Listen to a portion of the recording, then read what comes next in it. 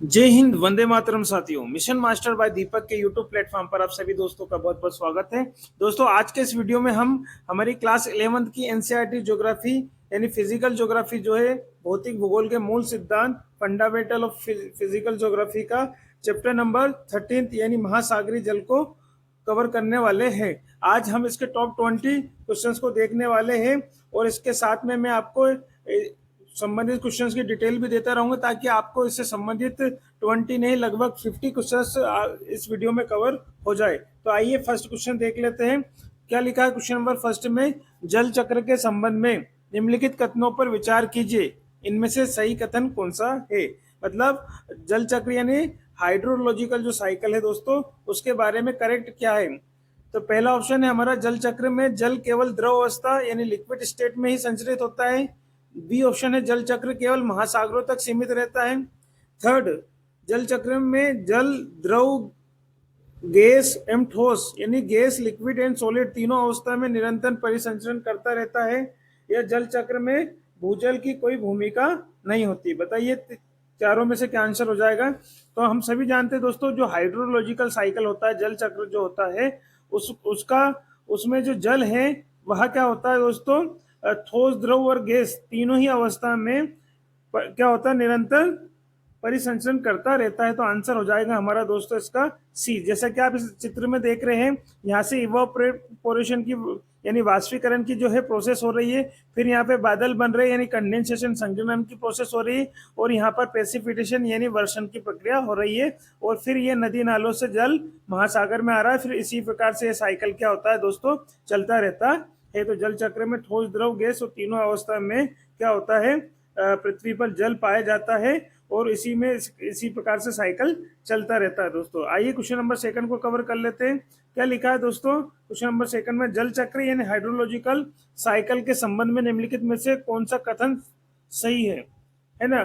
सही करेक्ट कौन सा है? जल चक्र केवल स्थल मंडल तक सीमित है। बताइए, क्या लिथोस्फीयर तक सीमित है, या जल चक्र में केवल महासागरीय जल यानी ओशियन वाटर जो है वही भाग लेता है, यह जल चक्र करोड़ों वर्षों यानी मिलियंस ऑफ ईयर्स से निरंतर कार्यरत है, यह जल चक्र में जल केवल द्रव अवस्था में ही पाया जाता है। बताइए क्या आंसर होगा।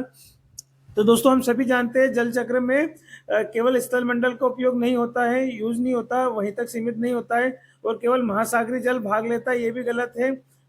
जल चक्र करोड़ों वर्षों से यानी मिलियंस ऑफ ईयर से निरंतर कार्यरत है, ये बिल्कुल करेक्ट है। और जल चक्र में जल केवल द्रव अवस्था में नहीं पाया जाता, ठोस द्रव तीनों अवस्था में चलता है। तो आंसर हो जाएगा दोस्तों हमारा सी, जो कि कई बार एग्जामों में पूछा गया कि जल चक्र कितने वर्षों से कार्यरत है पृथ्वी पर, तो करोड़ों वर्षों से कार्यरत है दोस्तों। इसमें ऑप्शन घुमाकर भी पूछा जा सकता है, 1 लाख, 10 लाख, ये 1 करोड़ है ना। तो करोड़ों वर्षों से कार्यरत है दोस्तों। आंसर हो जाएगा हमारा सी। क्वेश्चन नंबर थर्ड बताइए, पृथ्वी पर कुल जल का यानी पृथ्वी पर जो भी जल है, कुल जल का पृथ्वी पर कुल जल का in total water of on earth का लगभग कितना प्रतिशत महासागरों यानी ओशन में पाया जाता है।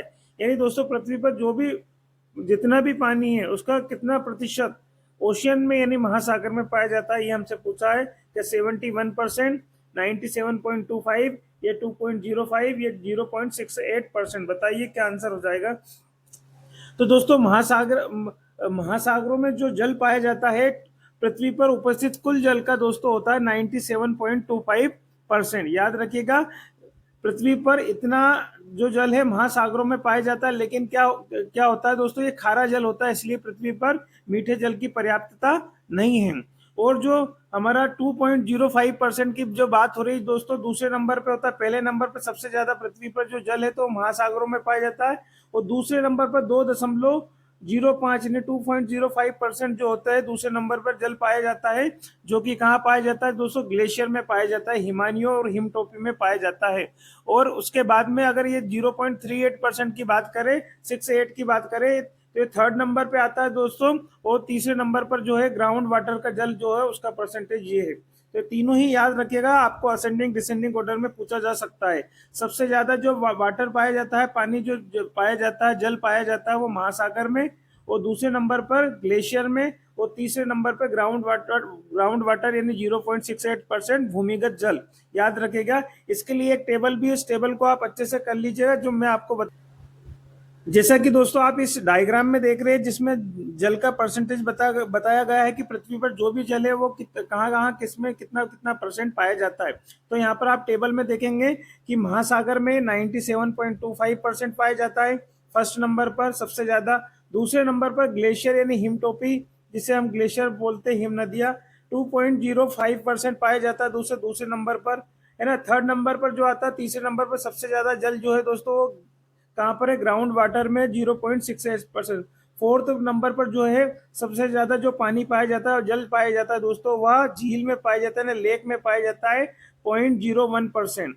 और मृदा में नमी जो है दोस्तों वो 0.005। उसके बाद में वायुमंडल में पाया जाता है सबसे, उससे भी कम नदी नालों में पाया जाता है। दोस्तों याद रखिएगा, अगर आपसे यही पूछेगा कि इनमें से कब नदी नालों में ज्यादा पानी होता है कि झीलों में, तो कई बार क्वेश्चन ऐसे ही करेक्ट ना करके गलत कर देते हैं।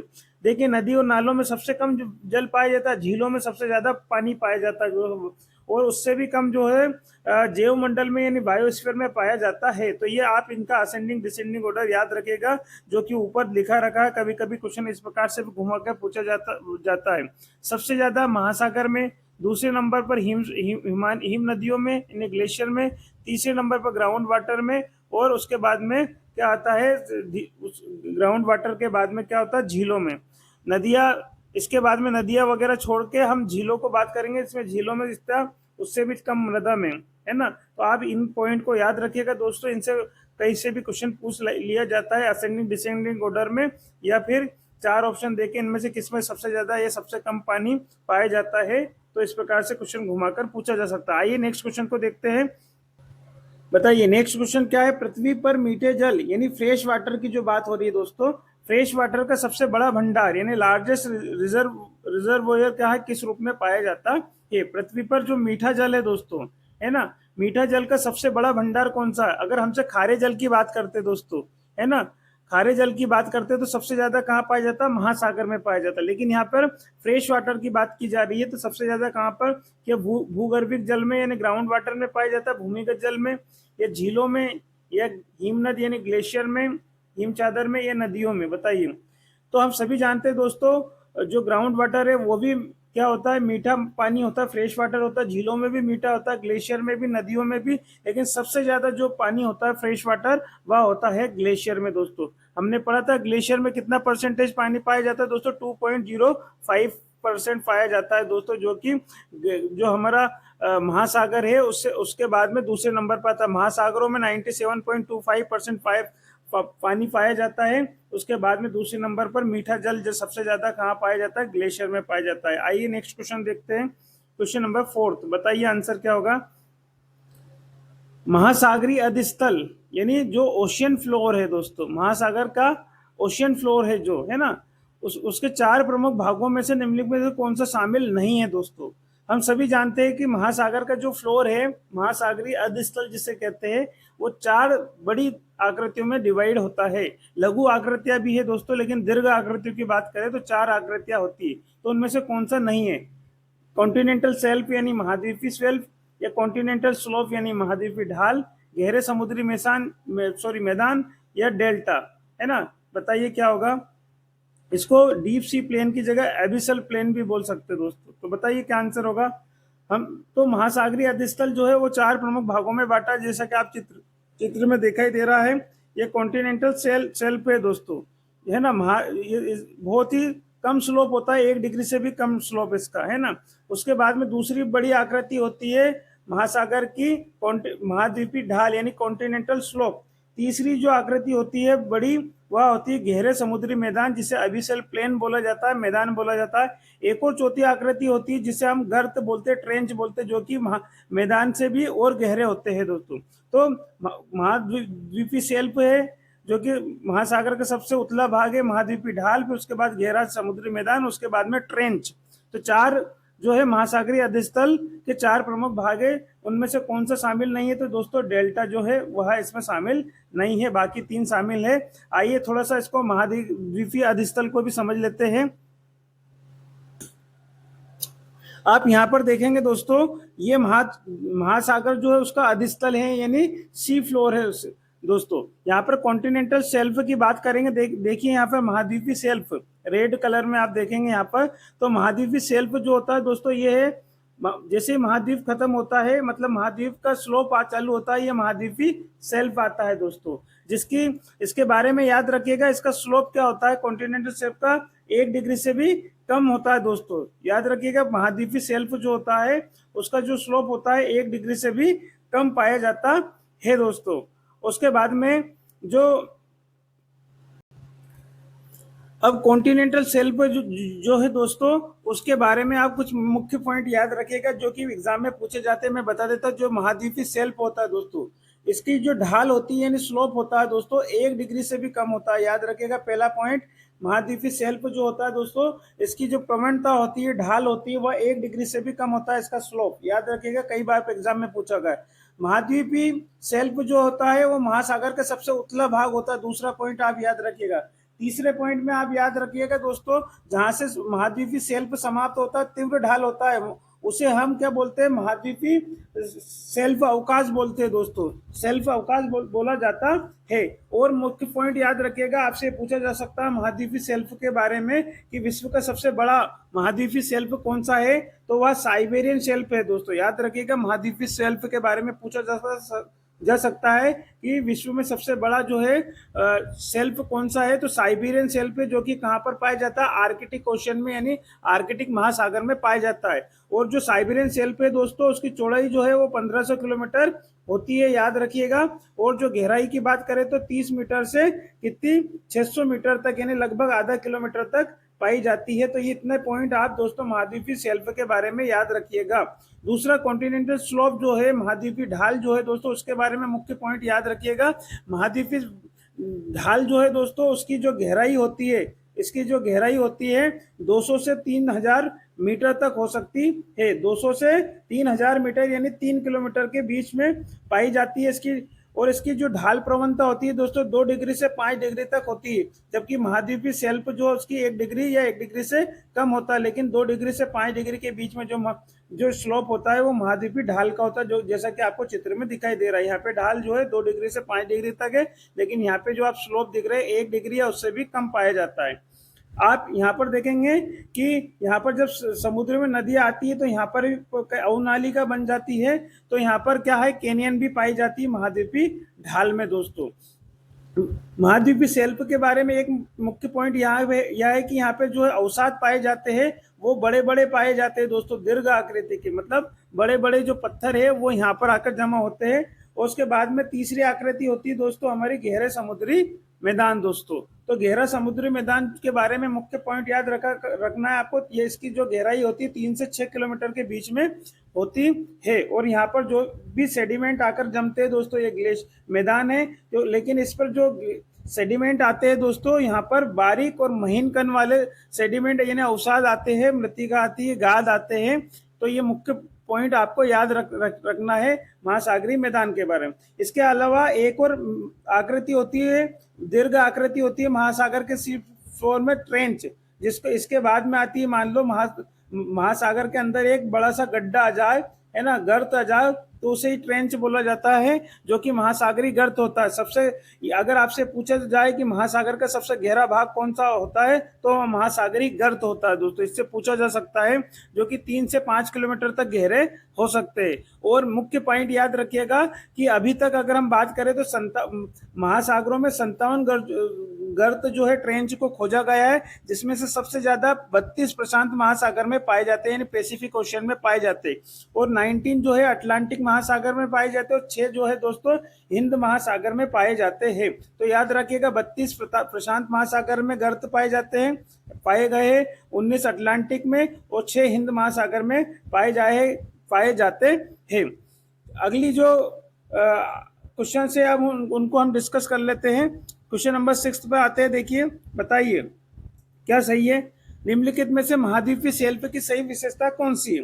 महासागर का सबसे गहरा भाग होता है, बताइए, कॉन्टिनेंटल शेल्फ यानी महाद्वीपीय शेल्फ, ये महासागर का सबसे गहरा भाग होते हैं, गलत बात है। महासागर का सबसे गहरा भाग तो महासागरीय गर्त है दोस्तों, ट्रेंच है।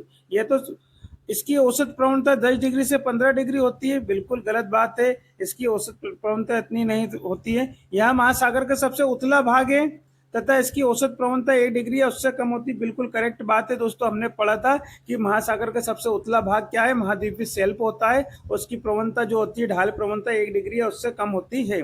यह केवल प्रशांत महासागर में पाया जाता है, बिल्कुल गलत है। प्रशांत महासागर में नहीं, कॉन्टिनेंटल शेल्फ हर 5 महासागर में पाया जाता है, 5 महासागर में पाया जाता है। लेकिन सबसे ज्यादा जो बड़ा कॉन्टिनेंटल शेल्फ पाया जाता है, महाद्वीपीय शेल्फ है, वो आर्कटिक महासागर में साइबेरियन शेल्फ है, विश्व का सबसे बड़ा। आइए क्वेश्चन नंबर 7 पे आते हैं। क्वेश्चन नंबर 7 का आंसर बताइए। मध्य महासागरी कटक यानी मिड ओशियनिक रिज है, उसके संबंध में निम्न में से कौन सा कथन सही है? यह महासागरों का सबसे गहरा भाग है। दोस्तों मध्य महासागरी कटक जो है, यह समुद्र के अंदर बनने वाली लघु आकृतियां है। हमने अभी दीर्घ आकृतियों की बात करी थी, चारों दीर्घ आकृतियां थी, अब कुछ लघु आकृतियां भी है जिसके बारे में आपको बताएंगे। आइए, मध्य महासागरी कटक जो कि महासागर की लघु आकृतियां होती है, उसके संबंध में सही कथन कौन सा है? यह महासागरों का सबसे गहरा भाग है, गलत बात है। महासागरी गर्त है सबसे गहरा। यह पर्वत श्रेणियों से निर्मित है जो एक विशाल अवनमन या रिफ्ट वैली द्वारा अलग होता है, बिल्कुल सही बात है दोस्तों। यह क्या है? मध्य महासागरी कटक किसको बोलते हैं? मिड ओशियनिक रिज किसको कहा जाता है? महासागर के अंदर पर्वतों की जो श्रृंखला होती है, जैसे आप यहाँ पर देखिए पर्वतों की श्रृंखलाएं है, ये पर्वतों की क्या है? श्रृंखलाएं है, सीरीज है। और ये बीच में क्या है? एक रिफ्ट वैली है। इन दोनों से ये अलग हो रहे हैं दोस्तों, है ना, डाइवर्जेंट हो रहे हैं। देखिए दिखाई दे रहा है तीर के निशान से, एरो से। तो यह एक पर्वत श्रेणी होती है मिड ओशियनिक रिज, जो कि एक अवनमन यानी रिफ्ट वैली के द्वारा क्या होती है? अलग होती है दोस्तों। तो आंसर हो जाएगा हमारा बी। या इसका निर्माण निक्षेपण से नहीं होता, ना हिंद महासागर में, केवल हिंद महासागर में नहीं, सभी में हो सकता है। अगला नेक्स्ट क्वेश्चन देखेंगे, समुद्री टीला। दोस्तों समुद्री टीला जो है, सी माउंट जो है दोस्तों, सी माउंट भी समुद्र के अंदर बनने वाली लघु आकृतियां है दोस्तों। लघु आकृतियां याद रखिएगा, कौन से उच्चावच पाए जाते हैं? लघु आकृतियां है। जैसे अभी मध्य महासागरी कटक के बारे में हमने बात करा, तो यहाँ भी क्या है? समुद्र के अंदर बनने वाली लघु आकृतियां है दोस्तों। और कभी कभी आपसे ये पूछ लिया जाए, मध्य महासागरी कटक का एक सबसे फेमस एग्जाम्पल है दोस्तों आइसलैंड। आइसलैंड जो है दोस्तों, यह सबसे फेमस एग्जाम्पल है मिड ओशियनिक रिज का, याद रखिएगा। दूसरा समुद्री टीला, समुद्री टीला के संबंध में कौन सा कथन क्या है? सही है, बताइए। यह समुद्र तल से उठकर समुद्र सतह तक पहुंच जाता है। इसका निर्माण केवल अवसाद से होता है। यह ज्वालामुखी उत्पत्ति का जलमग्न पर्वत है जो सामान्यतः समुद्र सतह तक नहीं पहुंचता। यह केवल अटलांटिक महासागर में पाया जाता है, बताइए। तो दोस्तों सी माउंट जो होता है, सी माउंट यानी समुद्री टीला, ये समुद्री टीला जो होता है दोस्तों, यह ज्वालामुखी से उत्पत्ति के द्वारा बनने वाला जलमग्न पर्वत है दोस्तों, है ना, जो सामान्यतः समुद्र सतह तक क्या है? नहीं पहुंच पाता है। तो ये आंसर हो जाएगा हमारा समुद्री टीला के बारे में। जैसा कि आप चित्र में दिखाई दे, ये है हमारा समुद्र, और समुद्र के अंदर ज्वालामुखी से उत्पन्न यह समुद्री पर्वत है, जो कि समुद्र तल से तो ऊंचा है, समुद्र मतलब समुद्र में तो है, लेकिन समुद्र की सतह तक नहीं पहुंच पा रहा है दोस्तों।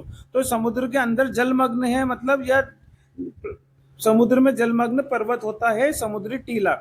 याद रखिएगा इसके बारे में। और क्या क्वेश्चन पूछा जा सकता है? इसकी जो ऊंचाई होती है दोस्तों, 3 से 4.5 किलोमीटर, यानी 3,000 से 4,500 मीटर के बीच में पाई जाती है। और उसका फेमस जो एग्जाम्पल पूछा जाता है कभी कभी एग्जामों में, केवीएस, एनवीएस, ईएमआरएस, इनमें एम्पेरर जो है दोस्तों, एम्पेरर है ना, यह जो एम्पेरर है यह इसका फेमस एग्जाम्पल है, याद रखिएगा। एम्पेरर एक समुद्री टीला है जो कि प्रशांत महासागर में हवाई द्वीप समूह का विस्तार है दोस्तों, याद रखेगा। इसका फेमस एग्जाम्पल है समुद्री टीला का। समुद्री टीला जलमग्न पर्वत है जो कि समुद्र के अंदर होता है और समुद्र की सतह तक नहीं पहुंच पाता है। उसका एम्पेरर एक फेमस एग्जाम्पल है। आइए नेक्स्ट क्वेश्चन देखते हैं। और लघु आकृति है वो, याद रखिएगा। दीर्घ आकृति में 4 पढ़ ली हमने। क्वेश्चन नंबर 9 बताइए, महासागरी जल के तापमान यानी टेम्परेचर ऑफ ओशियन वाटर, है ना, के वितरण को प्रभावित करने वाले प्रमुख कारक या मेजर फैक्टर क्या है दोस्तों? महासागर का जो जल है दोस्तों, जल का तापमान जो है प्रभावित होता रहता है। तो उसका प्रभावित करने वाला मेजर फैक्टर कौन सा है दोस्तों? तो मृदा का प्रकार यानी सोयल टाइप, अक्षांश यानी लेटीट्यूड, वनस्पति यानी वेजिटेशन, या खनिज संरचना या मिनरल कंपोजिशन, बताइए। तो दोस्तों महासागर के जो जल के तापमान को प्रभावित करने वाला जो मेजर फैक्टर है वह है दोस्तों लेटीट्यूड यानी अक्षांश। जैसा कि आप यहाँ पर देखते हैं, या 0 डिग्री अक्षांश है ना, भूमध्य सागर पर, भूमध्य रेखा पर दोस्तों। और हम सभी जानते हैं यहाँ पर भूमध्य रेखा पर सूर्य की किरणें क्या कैसी पड़ती है, बिल्कुल लंबवत पड़ती है। इसलिए यहाँ का तापमान कैसा होगा दोस्तों, यहाँ का तापमान गर्म होगा, इसलिए इसको रेड से दर्शा रखा। देखिए ये ट्रॉपिकल रीजन है दोस्तों, ये यहाँ पर ट्रॉपिकल रीजन है इतना वाला, इसलिए यहाँ का तापमान, समुद्र का तापमान क्या है, ज्यादा पाया जाता है। और भूमध्य रेखा से ध्रुवों की तरफ जाने पर देखिए यहाँ पर ये नीले कलर का मतलब है ठंडा तापमान यहाँ पर दिख रखा है, कम तापमान यानी ब्लू कलर में, और अधिक तापमान रेड कलर में बताया गया है। तो भूमध्य रेखा से ध्रुवों की तरफ जाने पर तापमान क्या होता है दोस्तों, कम होने लगता है। याद रखिए, क्योंकि यहाँ भूमध्य रेखा से गर्म महासागरीय धाराएं चलती है, और गर्म महासागरीय धाराएं जो है यहाँ पर आती है ठंडे महासागरीय क्षेत्र में। तो याद रखिएगा, इसका मेजर फैक्टर है अक्षांश। इसको प्रभावित करने वाले, महासागरीय जल के प्रभावित करने वाले और भी अन्य कारण है दोस्तों, जैसे कि मैं आपको बता देता हूं। पहला तो अक्षांश होता है सबसे बड़ा, दूसरा है स्थल और जल का जो है असमान वितरण, मतलब inequal distribution of water and जो है लैंड। और तीसरा इसका सनातनी पवनें होती है, परमानेंट विंड्स होती है। साथ ही महासागरीय जो ओशनिक करंट होती है वो भी महासागरीय जल के तापमान को प्रभावित करने वाले क्या है, मेजर फैक्टर होते हैं। आइए नेक्स्ट क्वेश्चन देखते हैं। क्वेश्चन नंबर 10 बताइए क्या आंसर होगा। महासागरीय धाराएं, महासागरीय धाराओं यानी ओशनिक करंट जो है के संबंध में कौन सा कथन सही है दोस्तों, करेक्ट कौन सा है बताइए। महासागरीय धाराओं के संबंध में, ठंडी धाराएं तटीय क्षेत्रों का तापमान बढ़ाती हैं, क्या ये है। गर्म धाराएं उच्च अक्षांशों के तटीय क्षेत्रों का तापमान बढ़ाती है। सभी महासागरीय धाराएं पूर्व से पश्चिम की ओर बहती है। यह महासागरीय धाराओं का जलवायु पर कोई प्रभाव नहीं पड़ता है। बताइए कौन सा कथन करेक्ट है, कौन सा स्टेटमेंट करेक्ट है। तो दोस्तों ठंडी धाराएं तटीय क्षेत्रों का तापमान बढ़ाती है, ये तो बहुत गलत है। ठंडी धाराएं है वो तापमान कैसे बढ़ा सकती है, ये तो गलत हो जाएगा, ये नहीं होगा आंसर। तो पहला क्रॉस। गर्म धाराएं जो होती है यानी वार्म करंट जो होती है उच्च अक्षांशों के तटीय क्षेत्रों का तापमान बढ़ाती है, बिल्कुल करेक्ट बात है। जैसे ये हमारी भूमध्य रेखा से ये गर्म धाराएं जा रही है, और जब ये ध्रुवों की तरफ जाएगी तो यहाँ की जो ठंडा टेम्परेचर है उसको बढ़ा देगी, मतलब तटीय क्षेत्रों का तापमान क्या होता है दोस्तों, बढ़ जाता है। तो आंसर हो जाएगा हमारा बी। यहाँ पर सी में क्या लिखा था, सभी महासागरीय धाराएं पूर्व से पश्चिम की ओर बहती है, ये गलत है। महासागरीय धाराओं का क्रम पूर्व से पश्चिम नहीं, सभी दिशाओं में हो सकता है। महासागरीय धाराएं जलवायु के ऊपर कोई प्रभाव नहीं पड़ता है दोस्तों ओशनिक करंट्स का। आइए नेक्स्ट क्वेश्चन देखते हैं, क्वेश्चन नंबर 11 बताइए क्या आंसर होगा। निम्न में से कौन सा पेयर जो है सही सुमेलित है यानी करेक्ट मैच्ड है। मध्य महासागरीय कटक, अभी पढ़ा था हमने दोस्तों, मिड ओशनिक रिज, महासागर का सबसे गहरा भाग है, गलत बात है। ये तो क्या है, मध्य महासागरीय कटक तो दोस्तों ये है हमारा जो कि समुद्र के अंदर रिफ्ट वैली जो होती है उससे अलग होते हैं, है ना। समुद्री टीला, अभी हमने पढ़ा था समुद्री टीला, समुद्र सतह से ऊपर स्थित द्वीप है। समुद्र सतह से ऊपर स्थित द्वीप है, क्या ये सही है बताइए। ये गल्फ स्ट्रीम गर्म महासागरीय धाराएं है, ये लेब्राडोर गर्म महासागरीय धारा है।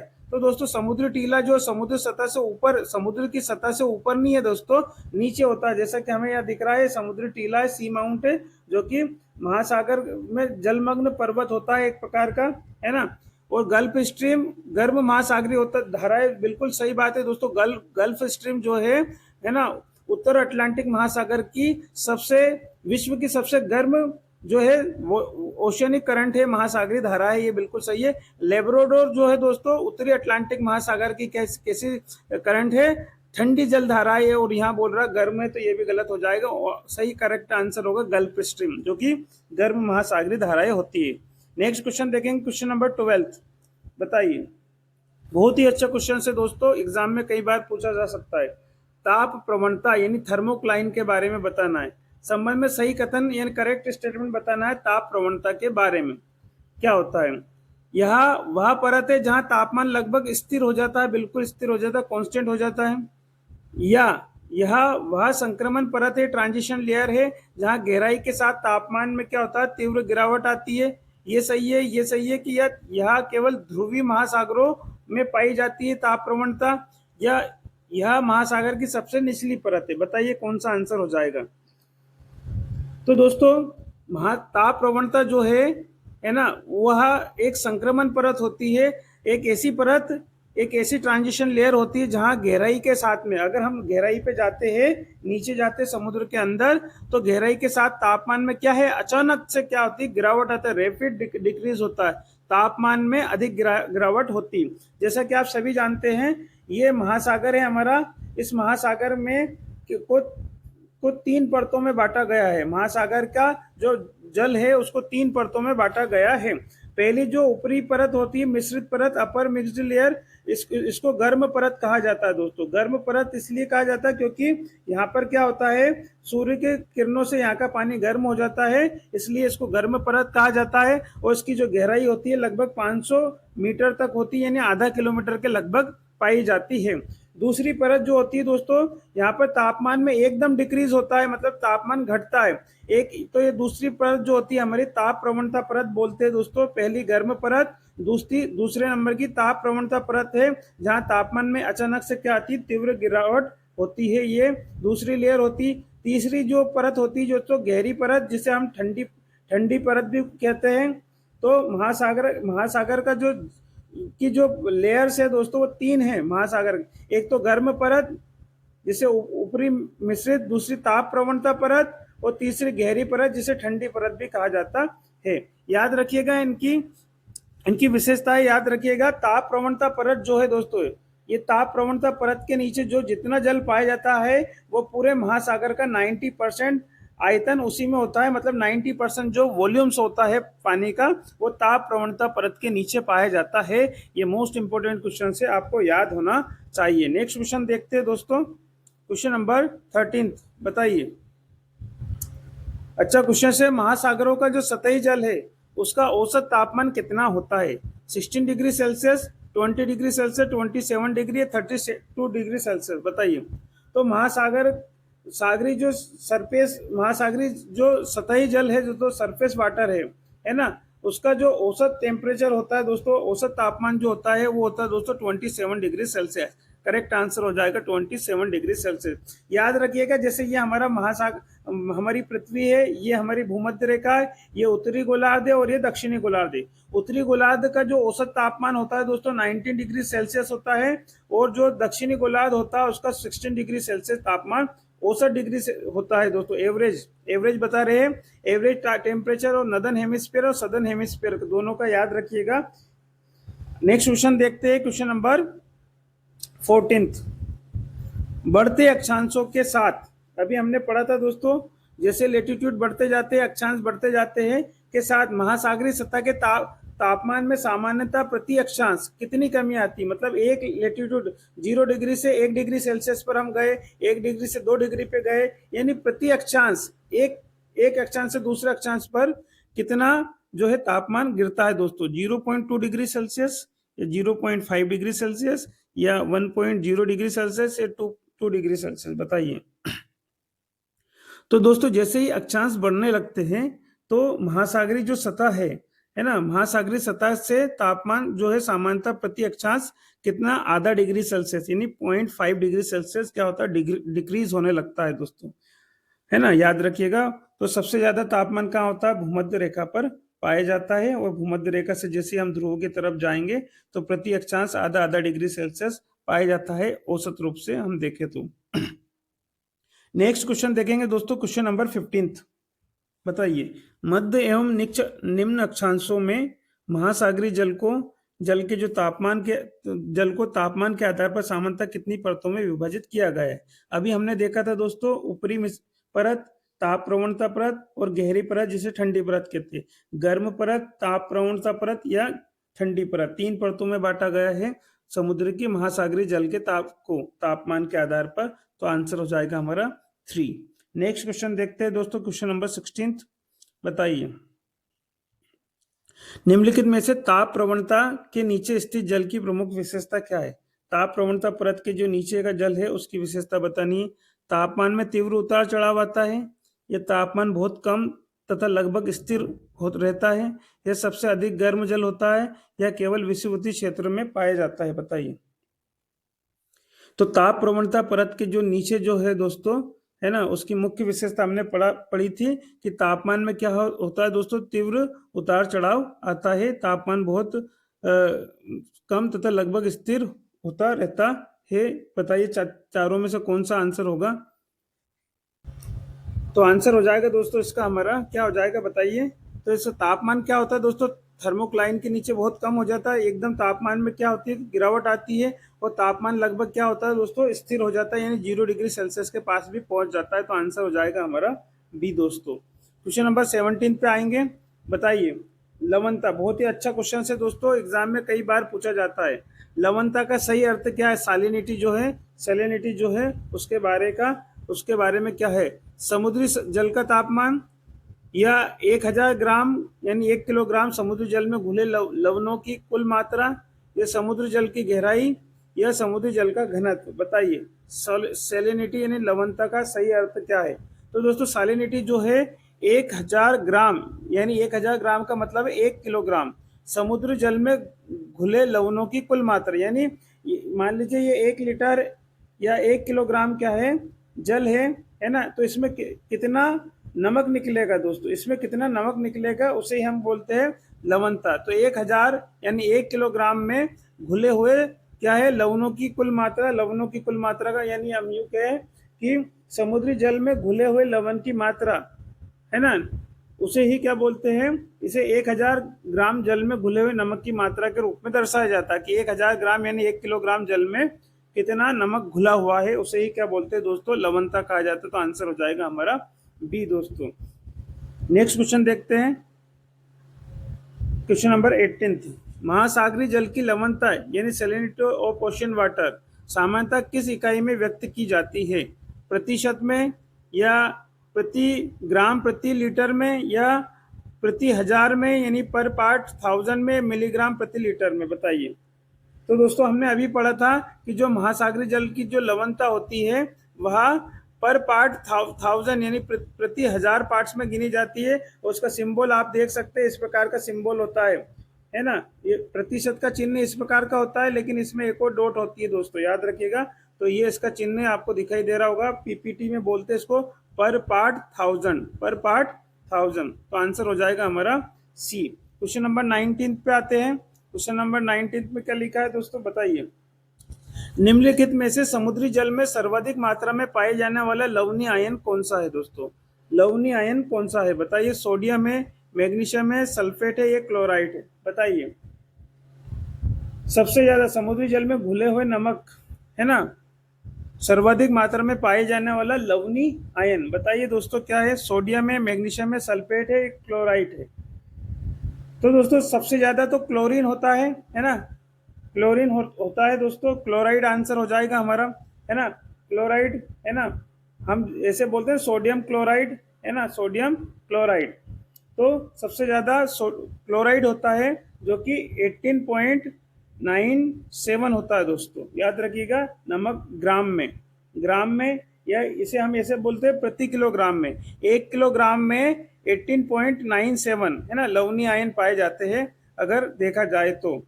उसके बाद में होता है दोस्तों सोडियम, सोडियम में लिखे तो 10.47 के लगभग होता है, 10.47। तो इस क्वेश्चन का आंसर होगा हमारा क्लोराइड दोस्तों, क्लोराइड याद रखिएगा। क्लोरीन सबसे ज्यादा होता है, क्लोरीन उसके बाद में क्या होता है, सोडियम होता है दोस्तों, 18.97 according to NCERT. Question number 20 ये चैप्टर का हमारा लास्ट क्वेश्चन है, बाकी के क्वेश्चन हम नेक्स्ट वीडियो में कवर करेंगे दोस्तों। निम्नलिखित में से कौन सा कारक महासागरीय जल की लवणता को बढ़ाता है यानी इंक्रीज करता है? महासागर की जो जल की लवणता है वो बढ़ती है। अधिक वर्षा से, नदियों का मीठा जल, या अधिक वाष्पीकरण, या हिम का पिघलना? बताइए। जल की लवणता, लवणता का मतलब को बढ़ाता है, लवणता को बढ़ाता है मतलब नमक की मात्रा को बढ़ाता है, याद रखिएगा। लवणता क्या है दोस्तों, समुद्र में घुले हुए नमक को ही हम बोलते हैं, है ना, एक समुद्र में घुले हुए नमक की मात्रा को ही क्या बोलते हैं, लवण बोलते हैं। लवण मतलब क्या होता है दोस्तों, लवण का मतलब ही होता है नमक, सैलिनिटी।